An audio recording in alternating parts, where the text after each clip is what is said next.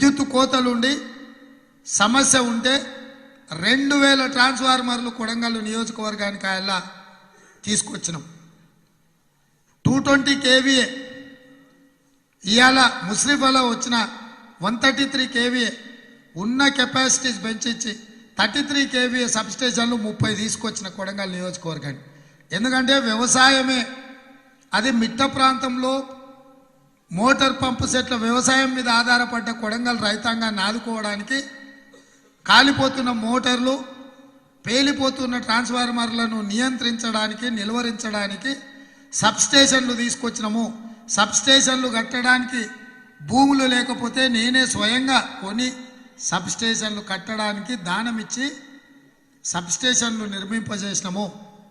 నందారం వెంకటయ్య గారి చివరి కోరికైన bus depot కట్టడానికి భూమి లేదంటే కోస్గిలో 5 ఎకరాల భూమిని కొని ఆర్టీసీకి ఉచితంగా భూమిని ఇచ్చి ఇవాళ కోస్గిలో వచ్చిన బస్ డిపో నందారం వెంకటయ్య గారి చివరి కోరికను కొడంగల్ ప్రజలకు బస్ డిపో మంజూరు చేయించుకొచ్చి ఎంఎస్ఆర్ ఆనాడు ఆర్టీసీ చైర్మన్ ఉంటే ఆయనతోని పనులు ప్రారంభించి ఆయన బొత్స సత్యనారాయణ గారు మంత్రిగా ఉన్నప్పుడు మనం బస్ డిపో తెచ్చుకున్నాం. వీళ్ళు వచ్చినాక 5 ఏళ్ళు ఆపిను.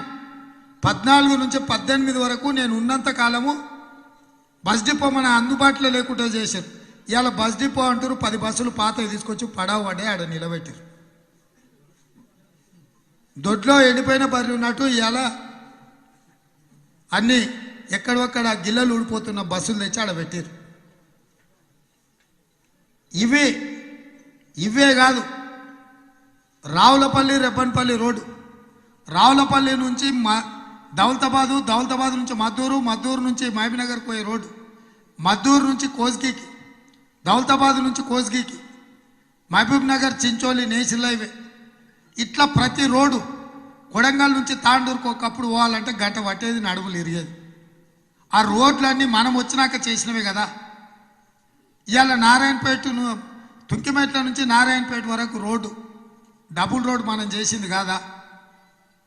ఇవాళ ఈ కొడంగల్ నియోజకవర్గంలో ప్రతిపక్షంలో నేను ఉన్నా, కాంగ్రెస్ అధికారంలో ఉన్నా 10 సంవత్సరాలు ప్రతి గ్రామంలో పాఠశాల కానీ తాగునీరు కానీ రోడ్లు కానీ ఏ విషయంలో అయినా కూడా ఆనాటి మంత్రులు డీకేఆర్ జూపల్లి కృష్ణారావు గారితో పోటీ పడి నేను ఇక్కడ నిధులు తెచ్చినా, కానీ గురునాథ్ రెడ్డి గారు ఎప్పుడు కూడా అడ్డుపడలే. ప్రభుత్వం వాళ్ళది ఉన్నా, వారు చెప్తే ముఖ్యమంత్రి వినేటట్టు ఉన్నా, ఏదో పిల్లవాడు అభివృద్ధి చేస్తున్నాడు చేయనీయండి అని చెప్పిండు. ఎవరైనా మంత్రులు అడిగితే ఆపకండి, ఎవరు చేసినా మావాడే కదా చేస్తున్నాడు అని అన్నాడు తప్ప ఏ రోజు కూడా కొడంగల్కు నేను నిధులు తెస్తే కాంగ్రెస్లా మా ప్రభుత్వం ఉందని పోయి ఆపలే. కానీ 2014 నుంచి 18 వరకు